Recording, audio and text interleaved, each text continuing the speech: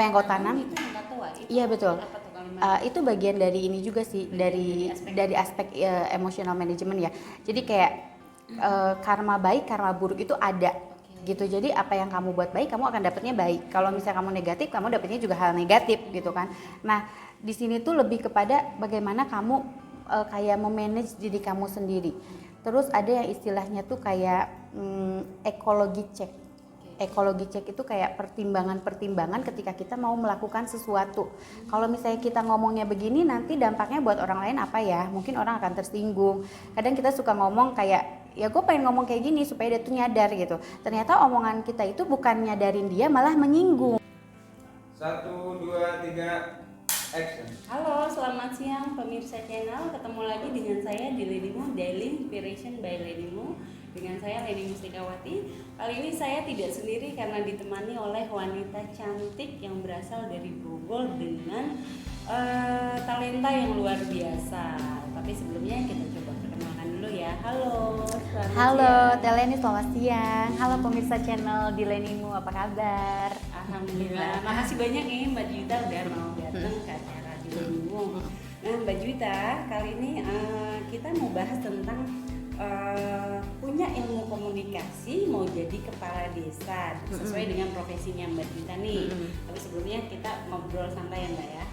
Nah, Mbak Juwita apa sih bisa nggak cerita sedikit tentang latar belakang Mbak Juwita dengan ilmu komunikasi yang Mbak Juwita punya? Oh, latar belakang ya. Sebenarnya sih dulu punya ilmu komunikasi itu pertamanya dari profesi sebagai wartawan ya. Jadi dulu pernah jadi wartawan di Bogor di salah satu TV lokal yang ada di Bogor. Itu kurang lebih hampir 3 tahun. Nah, dari situ berkembang ke dunia training komunikasi. Awalnya sih saya ikut pelatihannya gitu. Terus seiring berkembangnya waktu, saya bikin perusahaan sendiri.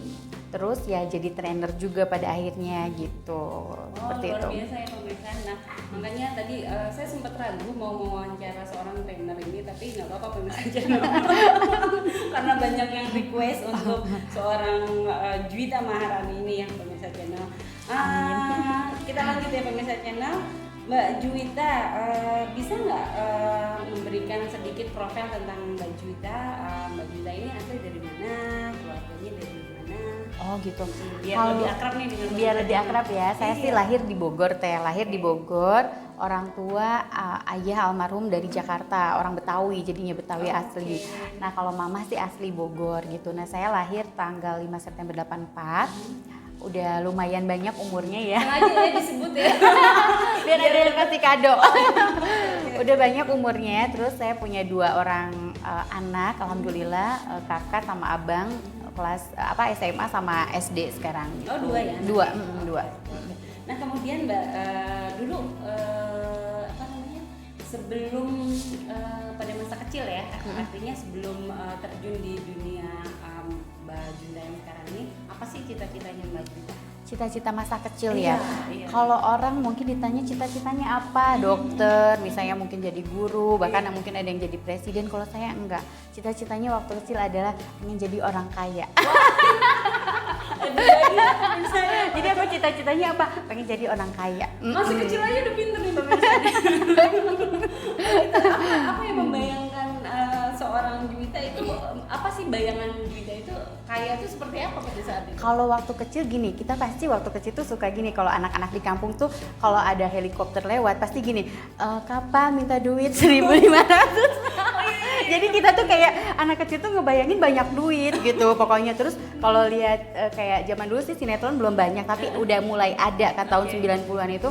Kayaknya kalau di film-film itu orang kaya tuh turun naik mobil mewah gitu kan. Namanya di kampung kita naik angkot. Jadi hayalan tinggi ya. Jadi hayalannya tuh udah kayaknya enak banget ya kalau naik mobil sendiri, jalan-jalan gitu, makan di restoran-restoran mewah. Sementara saya lahir di kampung gitu loh. Jadi hayalannya tuh ya orang Cukup kaya. standar lah ya, orang kaya pada masanya. Pada masa kayak gitu aja. Ya, seru juga ya pemirsa ya.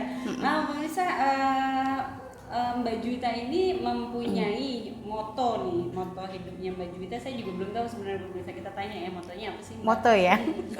Sebenarnya Beb, moto itu banyak. Oke, Ya, bukan dari motor ya? bukan. Dari sekian banyak moto itu yang paling saya sukai adalah yang benar-benar simple. kalau orang lain bisa, kita juga pasti bisa. Itu prinsip saya. Jadi kalau orang lain bisa sukses, kita juga pasti bisa sukses. Kalau orang lain bisa ya kita pasti bisa gitu. Itu aja. Jadi itu jadi motivasi banget sih. Kata-katanya tuh sederhana dan singkat, tapi benar-benar jadi trigger banget. Jadi kayak kalau misalnya kita lagi lemes, lagi ngedown gitu kan, biasanya oh iya orang aja bisa, kenapa kita enggak gitu. Bahkan ada banyak orang di luar sana yang mungkin kehidupannya tuh jauh di bawah kita, tapi mereka bisa bangkit lebih hebat. Kenapa kita yang dalam keadaan baik ini nggak bisa bangkit lebih hebat gitu? Jadi dalam arti positif, siapapun bisa meraih impian yang mau dicapai ya. Betul. Oke. Nah, Mbak Juwita, pada saat Mbak Juwita mempunyai moto tersebut, apa sih perubahan yang Mbak Juwita rasakan dengan keyakinan moto itu? Perubahannya banyak banget. Ternyata benar ya, ketika saya banyak ketemu orang, banyak belajar, banyak melihat, terus banyak bepergian ke berbagai tempat, itu membuat cara pandang saya tuh menjadi lebih luas gitu loh. Ketika saya misalnya berkaitan dengan moto tersebut, jadi saya juga ngerasa bahwa setidaknya saya bisa melebihi dari target apa yang sudah saya tetapkan. Dulu waktu kecil saya pengen jadi orang kaya, pengen punya mobil, pengen punya apa. Nah, ketika dewasa saya mencapai itu berarti saya sudah melampaui target yang saya punya sebelumnya gitu. Jadi pada saat saya udah dapet nih Teh, ternyata bisa bener loh gitu kan. Ternyata jadi prinsip itu memang kita punya prinsip, punya moto itu penting ya.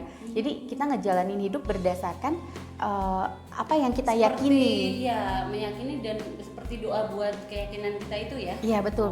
Jadi keyakinanmu adalah kebenaranmu dan juga keyakinanmu adalah doa kamu, keyakinanmu adalah kebenaran yang akan kamu miliki, kayak gitulah kurang lebih. Nah, kira-kira nih kita loncat-loncat pertanyaan nggak apa-apa ya Mbak ya. Jadi target ke depan apa sih setelah pencapaian yang Mbak Juwita raih selama ini? Pencapaiannya ya, sebenarnya kalau nanya pencapaian sih masih banyak banget yang ingin dicapai, yang ingin diraih. Pasti setiap orang tuh setiap tahun, setiap hari pengen selalu menjadi lebih baik. Klise, kita ngomong klise misalnya tiap akhir tahun kita pasti punya kayak resolusi buat diri sendiri ya kan, pasti nulis Di list ya, di list apa gitu. Tapi memang betul Teh Leni, kalau misalnya kita tuh udah tahu apa yang kita mau, kita akan mudah untuk mencapai tujuan kita itu gitu loh. Jadi kayak misalnya dari tahun ke tahun targetnya apa nih, misalnya saya punya target tiap tahun tuh berbeda.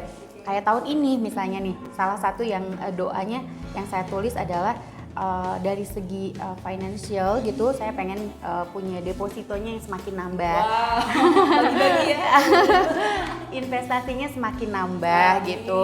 Terus abis gitu misalnya saya pengen punya ruko ya gitu buat usaha, atau misalnya saya pengen punya tabungan logam mulianya semakin banyak. Tetap gitu. harus punya motivasi ya. Tetap supaya nanti ketika kita tuh kalau kita punya tujuan hidup, jadi memang jelas gitu loh step by stepnya. Terus juga selain itu juga tujuan-tujuan yang lain ya, pengen misalnya tuh standar orang-orang biasanya ya pengen menjadi semakin baik setiap hari, baik dari segi spiritual, emosional, mental, kemudian juga dari segi misalnya ibadah. Kalau misalnya yang biasanya tuh masih agak belang bentong sholatnya ya kan, mudah-mudahan tahun ini bisa semakin rajin ya kan. Intinya jadi plan, check, do, action. Yes. Seorang Mbak Juwita ini punya profesi kan sebagai apa nih, PR, trainer, pengusaha, banyak sekali nih. Iya bukan lagi. Mungkin saya termasuk salah satu yang punya profesi terbanyak di dunia. Soalnya apa? Karena gini. Bener-bener kayak palu gada gitu loh. Apa yang lu ada gue ada gitu, yang lu butuh gue ada gitu kan. Jadi usaha segala jasa ya kan. Jadi bukan apa-apa ya, karena kan kebutuhan banyak ya. Jadi kita juga harus bener-bener muter otak. Dan saya tuh bukan tipe orang yang suka berdiam diri. Kalau ada satu keadaan yang membuat saya nggak nyaman, saya pasti akan cari solusi. Termasuk kita mengalami pandemi ya. Pandemi. Profesi sebelumnya saya tuh menggeluti bidang IO, event organizer gitu, salah satunya trainer kan, jadi pengajar gitu. Tapi selama pandemi ini, kita semua teman-teman di IO juga pasti kehilangan banyak event, baik event-event yang besar maupun yang kecil gitu. Nah dari situ kan saya harus berpikir bagaimana memutarkan tabungan atau uang-uang yang ada, karena kalau misalnya nggak diputerin dipakai terus pasti habis kan. Nah akhirnya ya mau nggak mau kita harus muter otak gimana caranya supaya kehidupan perekonomian keluarga tetap jalan. Jadi buta ya kan, secara cicilan banyak Jadi apapun kerjaan profesi dijalanin selama itu menghasilkan benefit buat kita, ngasih manfaat buat orang lain, tidak merugikan, ya udah jalanin, go ahead apapun Tetap itu. ya, semangat ya. Yoi. Nah, Mbak Juwita ini kalau saya lihat dulu ambil pendidikannya apa sih Mbak? Saya S1 komunikasi di Universitas Terbuka. Oke, komunikasi ya. Nah, dalam nyambung dong ya, berarti komunikasi itu ke PR, terus kemudian ke trainer, kan. Nah, ini nih menarik sekali karena kan saya mengangkat tema adalah sudah punya ilmu komunikasi, kemudian punya usaha, terus kemudian mau jadi kepala desa. Apa bener nih Mbak? Mau jadi kepala desa? Iya, Udah lewat ya. Sudah lewat ya. Udah lewat, itu tahun 2019. Oh, bisa nggak nih cerita tentang tentang yang jadi kepala desa ini? Apa sih dulu motivasinya mau jadi seperti itu? Bisa nggak bagi-bagi cerita nih sama pemirsa channel di rumah? Boleh. Jadi gini, tiba-tiba Juwita mau jadi kepala desa. Banyak teman-teman yang kaget. Banyak teman-teman yang mencemooh, tapi nggak sedikit juga yang mendukung gitu kan. Karena nggak biasanya nih gitu, orang di luar sana pasti ngelihat bahwa kehidupan saya ya, maksudnya dianggapnya mungkin sedikit glamor, perempuan yang misalnya sukanya tuh sosialita gitu, padahal sih sebenarnya enggak juga gitu kan. Saya lebih seneng kayak sesuatu yang membangun gitu loh, pengabdian gitu kan. Waktu itu saya melihat kondisi di desa saya itu mulai dari saya kecil sampai hari ini tuh nggak ada perubahan gitu Teh. Sementara pekerjaan saya mengantarkan saya untuk bisa pergi ke berbagai pelosok di tanah air, yang mana saya bisa melihat daerah-daerah lain gitu loh. Ada maju gitu. Jadi ada banyak perbandingan. Nah, ketika saya kembali ke rumah mama misalnya kan, berkunjung gitu kan, kok nggak ada perubahan ya gitu kan. Nah, saya jadi tergerak hati saya untuk berbuat sesuatu gitu. Nah, ketika saya mau berbuat sesuatu berarti kan nggak bisa hanya keinginan aja, saya harus action. Nah, salah satu cara yang saya tahu pada saat itu, mungkin harus jadi kepala desa supaya punya kebijakan. Ketika saya punya kebijakan berarti saya bisa melakukan sebuah kebijakan untuk kepentingan masyarakat gitu kan. Saya mulai cari tahu dulu kan, apa sih yang dipersyaratkan untuk menjadi kepala desa, apakah saya memenuhi syarat. Oke, secara administrasi saya memenuhi syarat, bisa. Terus kemudian visi. Jadi tetap ada tahapan-tahapan ya yang harus ada dan enggak kadang-kadang nih masyarakat ini kan nggak sedikit banyak juga yang mereka selalu melihat kepala desa ini bukan sosok wanita muda gitu kan. Nah, ini jadi sindrom. Kayaknya kalau saya cuman komentar aja nggak ada bedanya saya sama orang lain, berarti saya harus melakukan sesuatu gitu. Tapi juga saya datang ke desa saya untuk kembali mengabdi itu nggak dengan tangan kosong ya. Saya punya visi misi yang jelas gitu kan, untuk bisa membangun, apalagi yang sekarang itu kan udah instagramable, bener nggak sih, segala sesuatu orang tuh datang jauh-jauh ke satu tempat hanya untuk foto. Jadi mau nggak mau harus ngikutin ya. Iya gitu. Nah, sementara di kampung saya juga daya saing, daya beli masyarakatnya juga rendah ya. Jadi saya harus menciptakan sesuatu di sana. Nah, sebenarnya potensi itu kalau kita ngelihat potensi wilayah sih sedikit potensinya. Tetapi kalau misalnya kita punya visi dan misi yang jelas, potensi yang nggak ada itu bisa jadi ada. Nah, ketika potensi itu bisa digali, maka sebenarnya itu bisa menyerap tenaga kerja. Minimal orang-orang di kampung saya itu punya penghasilan tetap setiap hari. Ketika ada pembangunan pasti kan masyarakatnya juga ikut membangun kan, mereka juga punya pekerjaan. Sebenarnya sih sederhana aja sih kayak gitu, karena kan kita udah sering ya Teh, kita pergi kemana-kemana lihat, kalau ngelihat sesuatu yang rame, wah ini bagus nih. Jadi lagi untuk perbandingan yang positif gitu. Kampung ini gitu loh. Jadi intinya program-program itu sudah ada di luar kepalanya Mbak Juwita. Gitu. Nah, pada saat ini sebetulnya kepala desa ini sulitnya sih waktu mencalonkan atau gimana? Sebenarnya sih kesulitannya nggak ada ya, paling memang ribetnya tuh karena kita harus ngurusin administrasi ya Teh, kayak misalnya ijazah mulai SD, SMP, SMA sampai kuliah sampai yang pendidikan terakhir gitu kan. Terus kayak kita harus cek kesehatan apa, dan itu bener-bener butuh waktu karena kita harus kayak ijazahnya tuh harus dilegalisir asli gitu kan, kayak gitu, itu butuh waktu. Sebenarnya kalau semuanya lengkap sih gampang-gampang aja ya. Terus juga kayak kita harus sosialisasi ke masyarakat, melakukan pendekatan turun, apa sih yang menjadi permasalahan di bawah. Ternyata saya tuh baru bener-bener punya ilmu yang baru Teh. Ketika saya turun ke masyarakat, disitulah saya bisa melihat permasalahan yang sesungguhnya. Jadi kalau misalnya sekarang tuh ternyata udah nggak zaman lagi ya pemimpin itu duduk di kantor. Itu dia harus benar-benar terjun ke bawah Ada istilah melihat. belusukan lah ya. Bener, belusukan itu udah populer banget ya. Iya. Dulu di Kabupaten Bogor juga kita melihat ya, maksudnya tuh banyak pemimpin daerah yang turun ke bawah melihat permasalahan, karena memang betul ketika kita ke bawah kita tahu masalahnya tuh apa, kemudian kita bisa cari solusi. Dan sebenarnya kalau anggaran ada, apa sih yang susah gitu loh. Jadi yang saya bingung juga, anggaran ada tapi pembangunan nggak ada, tapi uangnya juga tetap habis juga. Bagaimana itu pemirsa, ya kan? Aduh, ampun deh. Mohon maaf deh.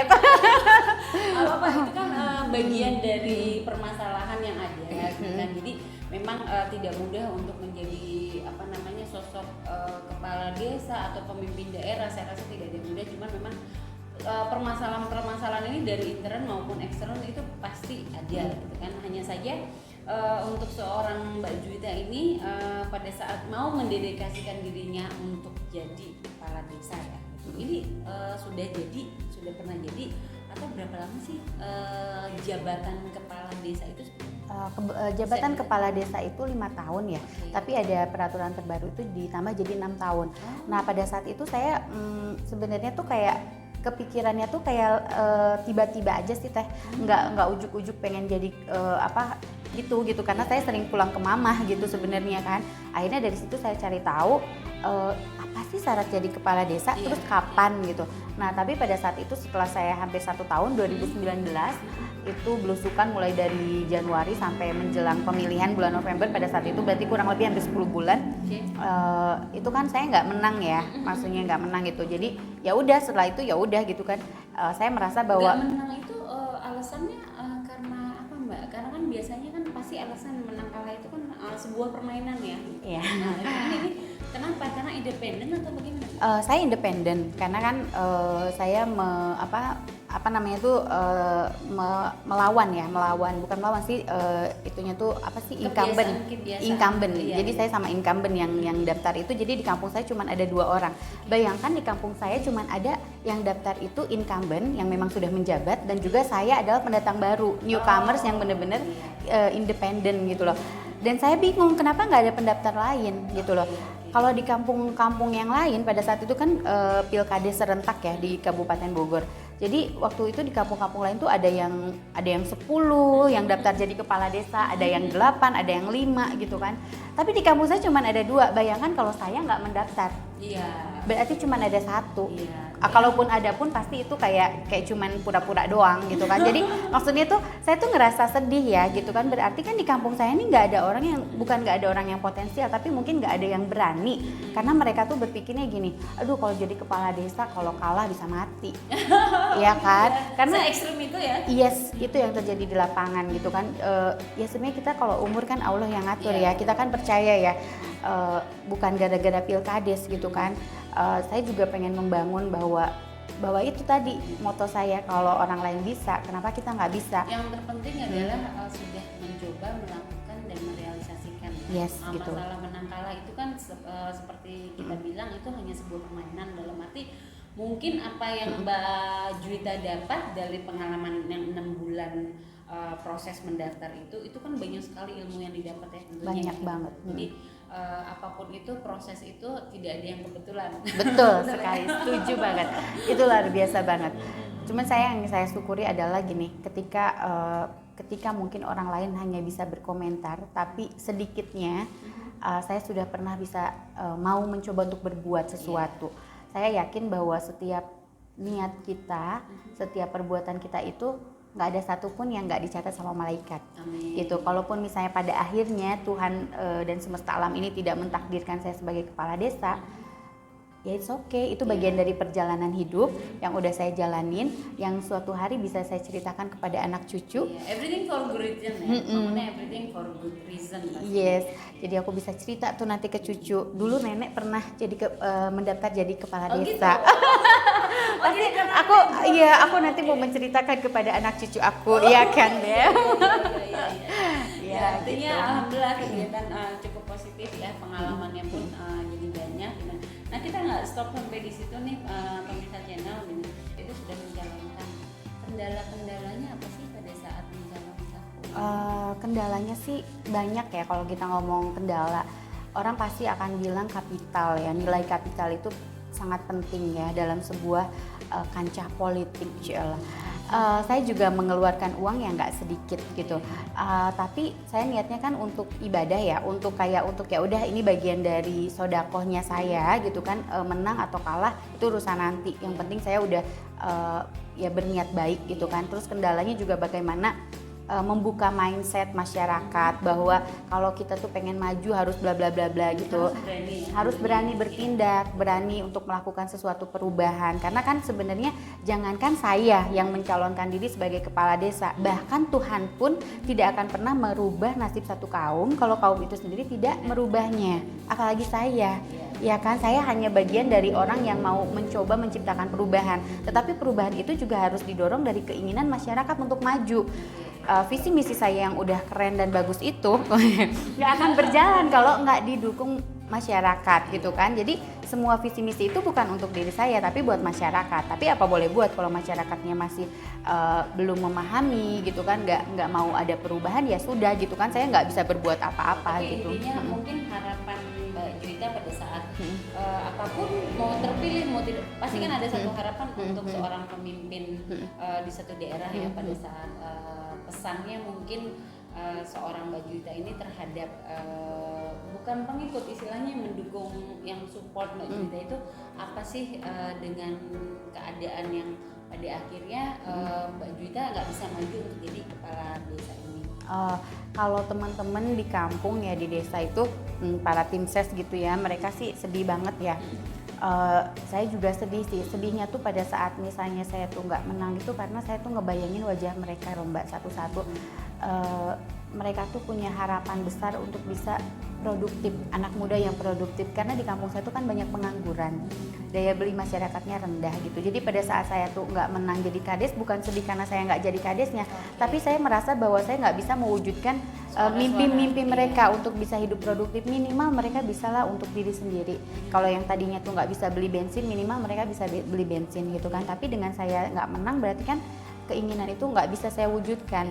Ketika saya beramal itu kan sesuai dengan kemampuan saya. Saya nggak mungkin nyuapin orang satu-satu gitu kan. Tapi ketika saya punya kebijakan yang bisa membuat mereka menjadi orang yang produktif, itu kan luar biasa banget gitu. Tapi teman-teman di itu sih mereka support aja gitu, dan saya bersyukur bahwa saya bukan seorang yang nggak punya pekerjaan gitu, yang apa ya, maksudnya tuh yang hal itu nggak membuat saya down. Saya biasa-biasa aja, maksudnya sedih ada masanya ya. Ada sedih tuh pasti lah Mbak ya, namanya kita ikut pertandingan pasti pengennya menang.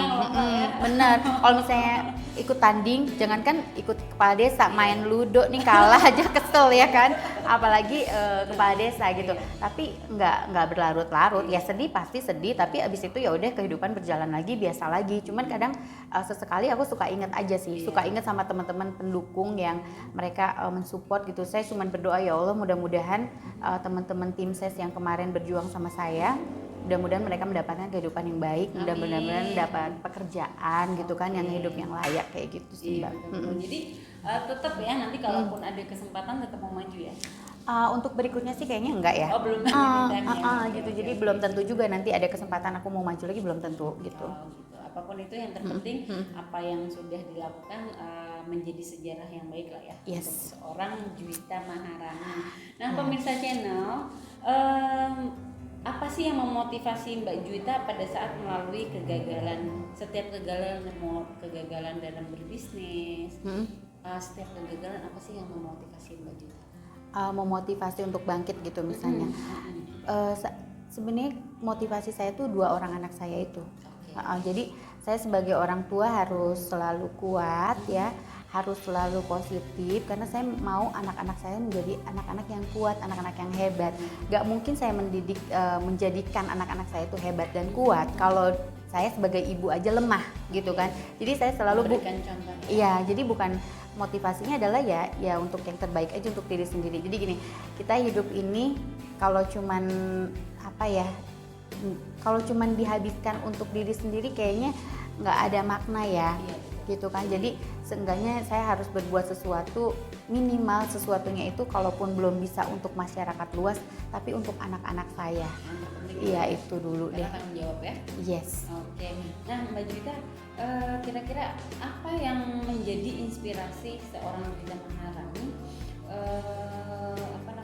untuk kendala dalam hidupnya, terus kemudian tadi kan bangkit karena anak-anak kan. Nah kira-kira bisa nggak nih Mbak Juwita kan sebagai PR yang berkelut dengan orang banyak gitu kan, dan otomatis Mbak Juwita itu selalu memberikan saran, tips gitu kan. Nah kira-kira apa sih yang biasa diberikan oleh seorang Juwita Maharani pada saat menjadi trainer atau pada saat menjadi PR-nya?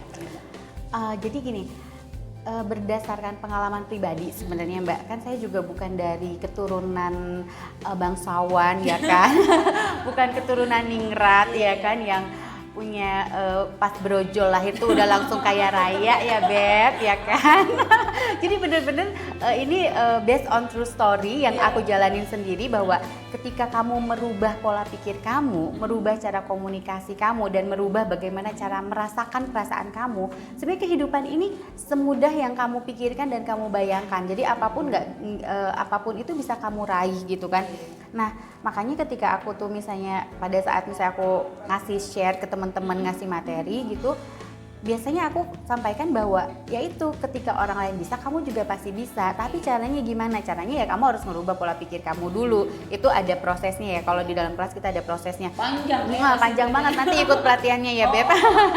Jadi kenapa sih orang itu sulit banget untuk berpikir positif gitu? Kenapa ya negatif? Kenapa? Karena memang di lingkungan kita sebagian besarnya tuh banyaknya yang mikirnya negatif. Jadi kalau lebih mudah ya mencerna betul. hal yang negatif itu. Betul banget.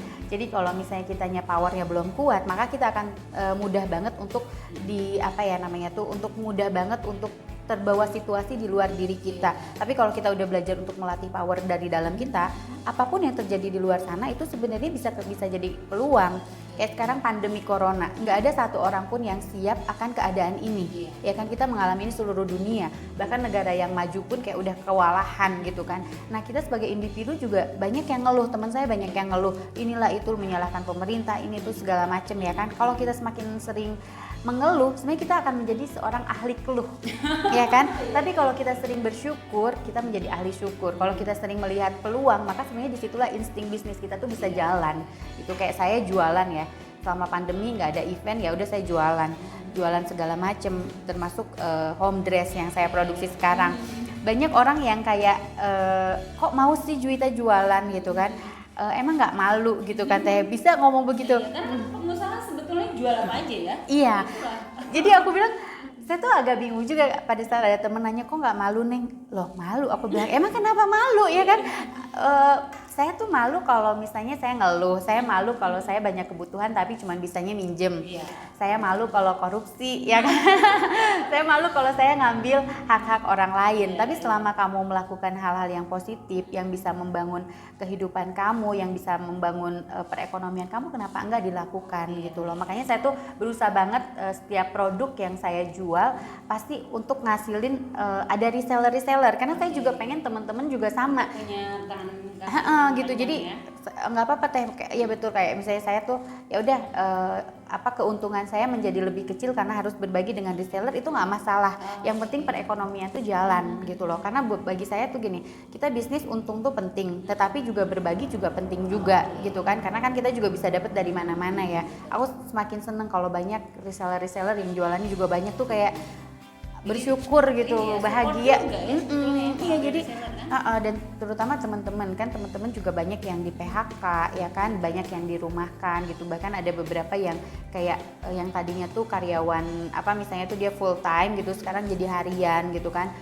Nah untuk misinya tuh ada beberapa teman yang jadi reseller dan bersyukur alhamdulillah ya, mereka jadi meskipun nggak besar gitu kan, tapi mereka ada uang tambahan gitu kan. Jadi aku juga kayak itu hal yang nggak terbayar gitu. Jadi intinya jadi apapun yang dikerjakan membuka peluang bisnis dan banyak manfaat ya buat orang-orang di sekitarnya nih pemirsa channel. Nah Mbak Juwita, menanggapi pendidikan Mbak Juwita ini yang mengambil jurusan komunikasi ya kan, boleh ya Mbak Juwita berbagi ilmu komunikasinya ya gitu kan. Nah ini apa namanya, istilah-istilah dalam komunikasi nih Mbak, seperti personal power, personal awareness gitu kan, dan kemudian ada 5 aspek yang menjadi utama kecerdasan emosi. Nah ini sebenarnya bahasa-bahasa komunikasi nih.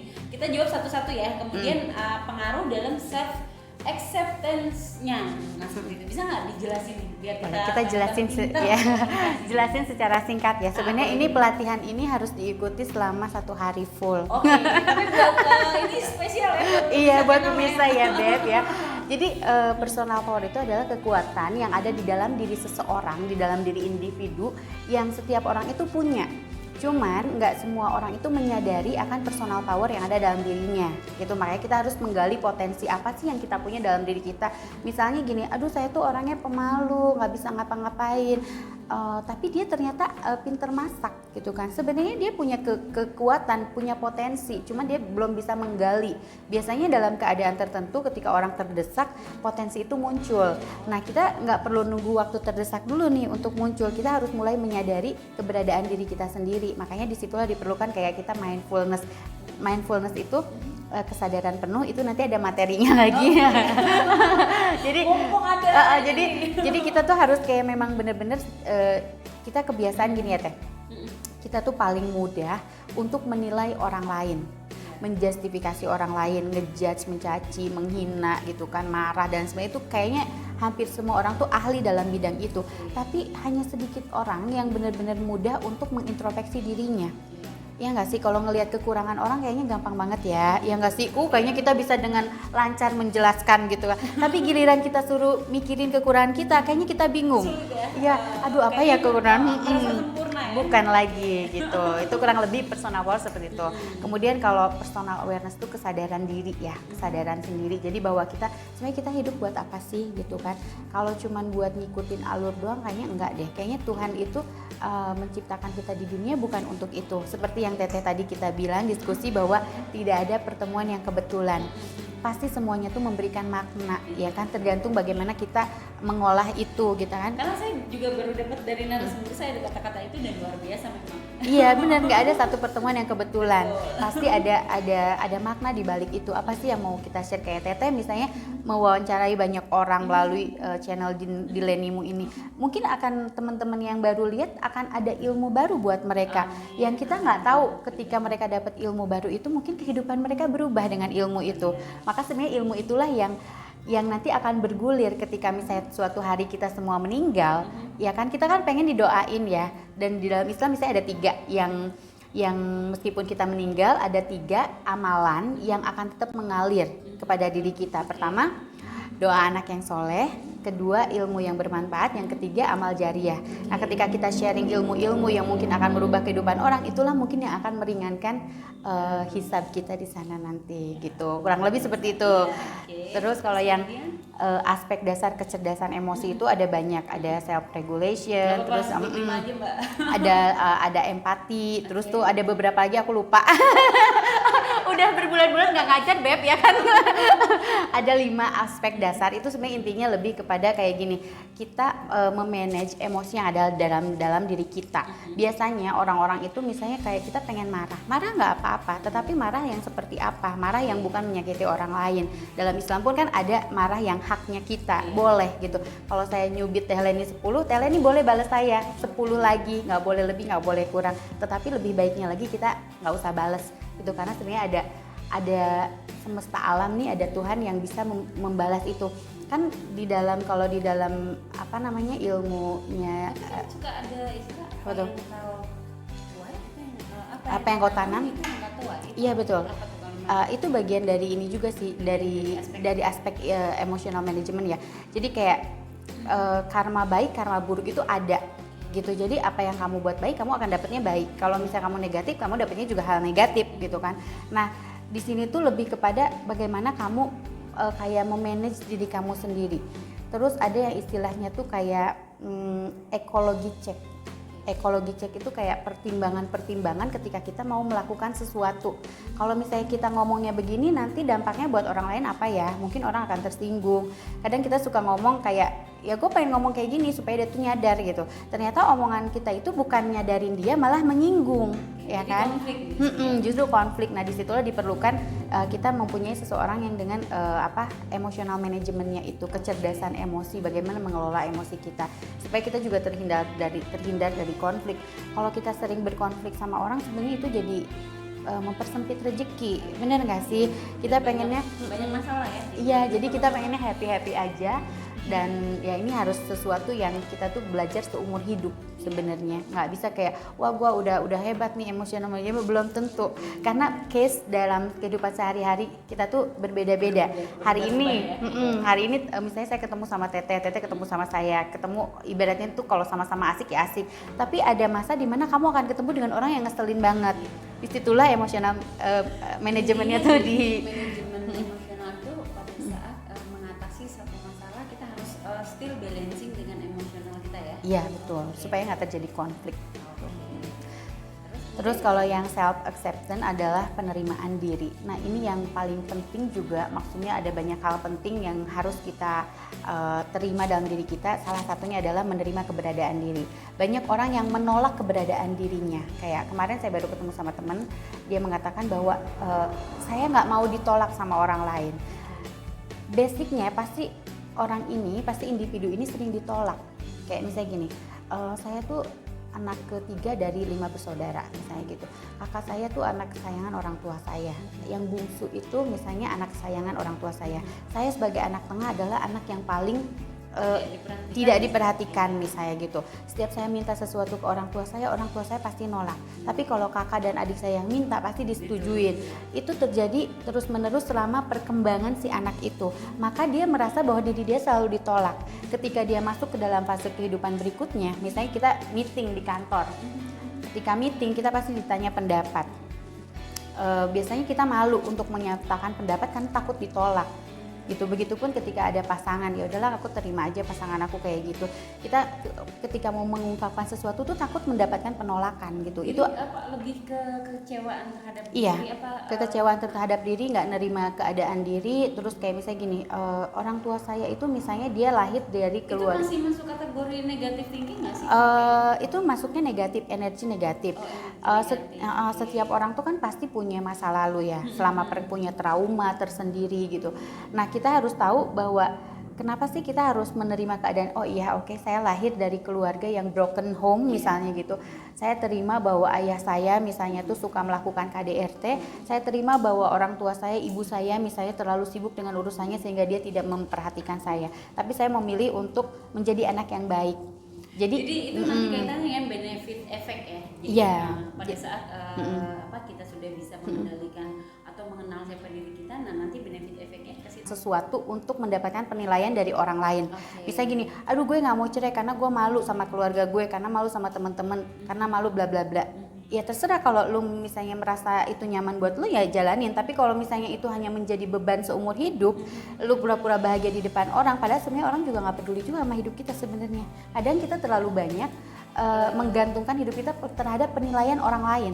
Kita pengen dinilai sempurna, padahal sebenarnya nggak sempurna, nggak ada satu orang pun gitu. Hanya imajinasi kita untuk berpikir seperti itu ya. Nah itu yang paling bahaya sih. Iya, halu ya kan. Tidak berpikir demikian. Enggak, kadang kita berpikir kayak kita GR gitu ya. Kayak orang tuh merhatiin banget hidup kita, padahal belum tentu. Orang juga punya masalah sendiri. Cuman kadang kita karena kita tuh sering juga menilai orang, maka kita berpikir orang tuh menilai kita gitu. Makanya dari situ saya selalu gini, hiduplah berdasarkan kata hati kamu. Kalau kamu merasa nyaman, jalanin. Kalau kamu nggak nyaman, merasa sesuatu itu berat, ya tinggalkan gitu loh. Kamu ngapain gitu. Toh misalnya segala sesuatu nggak ada yang terjadi secara kebetulan. Semuanya pasti ada alasannya, ada reasonnya. Cuman kita manusia kan pasti kalau misalnya ini divorce kita gitu, pisah sama suami, kita punya anak segala macam, gimana caranya meminimalisir yang namanya dampak dari perpisahan kita itu gitu kan.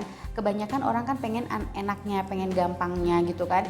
Kita juga harus pikirin bagaimana kondisi psikologis anak kita gitu kan. Kalau memang masih bisa dipertahankan atau apa ya jalanin aja gitu. Jadi yang sebetulnya yang terpenting dari 5 aspek untuk kecerdasan emosi itu luas ya Mbak. Luas banget. Kayak sebenarnya kayak kalau di ngomongin teori itu kayak yang ngejelimet banget, tapi sebenarnya pada saat kita jalanin dalam kehidupan tuh ya memang seharusnya seperti itu kita jalanin gitu. Jadi kita hidup tuh kayak lebih nyaman, lebih tenang. Karena kan kebanyakan pemirsa nih kalau nggak salah ya, mereka nih nggak sedikit orang nih hanya tahu kalau komunikasi adalah cara kita berbicara, gitu kan, cara kita menyampaikan sesuatu. Tetapi ternyata kan ada ilmu lain ya, yang seperti tadi kita bahas personal power, personal awareness dan lima aspek tadi. Jadi kalau dibahas itu brand banyak banget, bisa banyak banget. Karena ini semua ada turunannya gitu loh.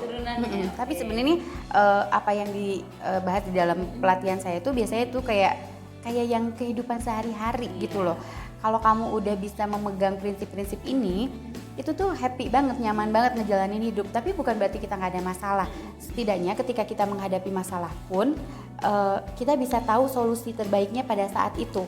Kadang kan kita gini ya Teh, oh iya nanti juga ada hikmahnya di balik semua ini, tapi nunggu 2 tahun dulu baru kita tuh kayak 2 tahun, oh iya ternyata kejadian itu hikmahnya gini ya, aduh kelamaan banget ya kan Beb. Gimana caranya kita tuh bisa tahu hikmahnya itu pada saat terjadi. Ya udah, kayak misalnya saya kalau lagi nyetir tuh harus berani belok ya. Iya, kalau harus belok ya belok, kalau ada lubang jangan diterobos. Itu ibarat seperti itu. Jadi kalau kita menemukan satu masalah dan kita tahu di situ ada masalah, belok berarti gitu ya. Harus cepat harus berani ya, berani bertindak. Ketika misalnya banyak orang yang mau sukses tapi dia nggak mau berproses, nggak mau ngambil resiko gitu kan, nggak mau karena takut ini takut itu kan, kondisi pikiran. Iya benar. Kita nggak tahu kayak misalnya kayak saya misalnya jadi kepala desa, kalau takut terus mungkin saya nggak akan pernah mencalonkan diri jadi kepala desa. Tapi ketika saya jalanin terus endingnya itu resultnya tuh nggak jadi kepala desa gitu kan, ya udah gitu loh. Benefit efek tadi yang didapat. Iya nggak apa-apa, jadi kayak ya udah ketika misalnya saya nggak menang jadi kades, saya nggak frustasi, saya nggak langsung masuk RSJ gitu kan. Jadi saya tetap semangat, tetap kayak itu bagian dari self acceptance ya, yang kita nerima gitu. Tapi saya merasa gini, saya bersyukur, saya mencintai diri saya berterima kasih kepada diri saya yang kamu sudah berjalan sejauh ini, kamu sudah berani melangkah di saat orang lain hanya baru berkomentar gitu kan.